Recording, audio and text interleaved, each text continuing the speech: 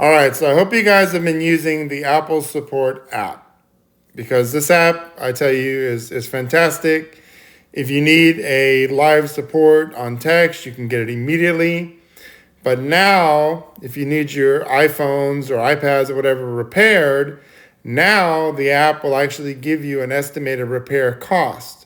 So you don't have to just wonder how much is it going to cost to get my screen repaired, to get a battery replaced or fixed or anything else like that. Now you can actually get that estimated cost. And that is something that is extremely important for this, because you don't want to be having a guessing game of how much is that going to be for the screen. Can I afford it? Can I not afford it? So now the app will actually tell you. So you can know way ahead of time, yes, do I want to do it? Or no, I don't want to do it. Or I just want to wait for an upgrade or something like that. So that is a very good feature that this app has. So if you don't have it, definitely get it. So then besides that, you can actually tell Apple what's actually happening to your device in your own words. You don't have to actually choose one of the topics that it gives you. You can actually tell them what exactly is happening. Say, hey, my phone is locking up on its own, or my phone is doing this, or my iPad is doing this, or my watch is doing this. You can actually tell Apple now specifically, and I like that because some of the choices might not fit what the issue you're having.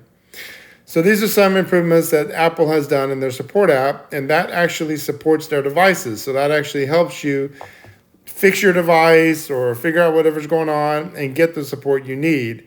And I like that about Apple, that they're actually doing that. So if you don't have the app, make sure you download it. I'll leave you a link to the article below. Also, I'll leave you a link to the app in case you don't have it.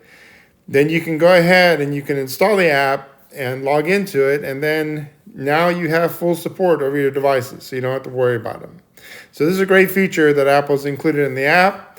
Hopefully you guys use it. If you like videos like this, give this video a thumbs up. Don't forget, if you're new here, make sure you go ahead and subscribe. And let's see what else Apple has to improve. We have a lot more stuff upcoming in 2022. So I will catch you guys later with more videos as they come out. And I thank you for watching.